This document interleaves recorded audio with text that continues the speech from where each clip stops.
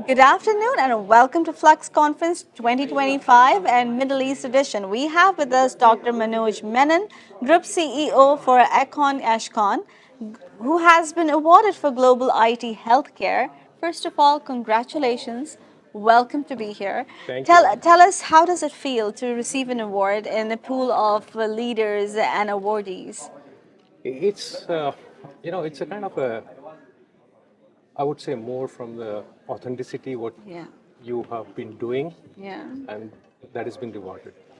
amazing. And if you really see that, when you say global, it's a big name, Yeah. and big responsibility comes along with that, Yes, yes, because you're setting a standard for the future, yes. and people to follow and trust. Yeah. I think that is a motivation. So it's a kind of a beginning for a next level of And activity. and I believe it's like you're opening the doors and pathway for people who wants to be a CEO one day. Absolutely. That's amazing.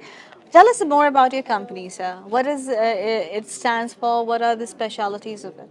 So we are basically into healthcare technology. And when I say healthcare technology, we are kind of a deep embedded systems in the hospitals, which is very subtly fitting into the entire process. And we work with AI. And Oh, wow. so That AI is is, innovative. yeah, so AI, and we wanted to make sure that AI doesn't work as a silo, and it partly works with the system. So our first product which we launched was Revenue Cycle Manager for the hospitals, and it really making a difference from the point of view of patient care, as well as the revenue for the providers or hospitals for that matter. And I think that's where we wanted to get started, and making sure that patient care is getting better day by day. And I need to really emphasize that, when you talk about AI, That was my next question. so, it's very loosely used term, because Everybody seems AI has all the answers and everybody can use it and everybody's scared of it because of the we watched Terminator when we were oh growing yeah, up. yeah, yeah, I So I remember think that. that is the issue. Well, you're the first person I think so who like clearly said that yeah, we are working with AI, we're embracing it, but we are using it. So please emphasize on So that. what we have done is, I think, when first thing about AI is a lot of hallucination will be there, and whenever in healthcare field, that's no. And so it's a very clear boundary which we have to set. So what we have done is we have created a boundary of information. So our AI doesn't go outside that boundary, and we maintain that.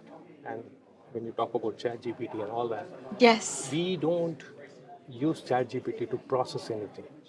We keep everything under the boundaries which is there. And the LLM is used to paraphrase answers which is more presentable to the users. What are the challenges do you think that you face as a company who is who is bluntly informing the world that we are using AI and but the thing is when you are promoting or giving out an innovative idea, the people who are used to old ways will always find a little bit iffy or a little bit a setback about, well, should we go ahead, should we not? How do you deal with all those challenges? I think the first thing is the education. When I talk about AI, I think uh, people have not gone beyond chat GPTs of Google Flash, nothing Yeah. beyond that. And that's where our job starts. First thing is education, which is there.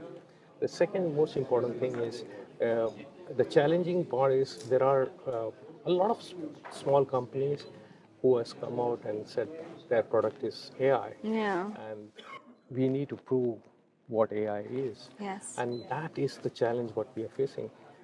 But I think it's just a matter of time, and Yeah. people As start. people, we were not allowed when we were growing up. We were not allowed to use internet. It was That's such a exactly big it. deal. So dynamics are changing. I won't Yeah. say that yes, but there are leaders who want to accept it and move forward, and they know what is the benefit they're going to have. So that's a positive sign, I would say. People, kids or who are now in school or university level who wants to be at a CEO level or to embrace AI or the newness plus keeping the old ways in. How do you? What advice would you give those? It's a very thin line. It's a very difficult question to answer because every kid is going to use AI. And Yeah. see, what there was a study done, which is very surprising. If you use more of AI tools like ChatGPT or anything, your brain power is going to be Yeah. decreased. Yeah. It's like calculator, and there are mathematically. If you ask today's kid to add two numbers or multiply two numbers, they would like to have a calculator. Yep. And for us, it's back of the mind. You just Yeah. that is the difference which is happening. So I won't say that kids have to totally get into AI, but AI is a tool to enable their growth. Do you And think we all are becoming too dependent on all of these technologies to go ahead, and if we don't have it, we are kind of lost? I think yes and no. Okay. Yes, of course, because a lot of things, people are getting knowledge what it was not there few years back. If you ask us, 2 years kid, they will give you how to use the YouTube. They know what are the information you have to fetch. So that is the difference which is happening. So it is, I would say, human society is evolving. Okay, so this will be the trend. So we need to accept it, but putting a certain boundaries is very important to achieve the social balance, I would say. Amazing. Thank you so much. Congratulations on your award, and hope to see you again and again. Thank you. And thank you for educating us and informing us how the world works.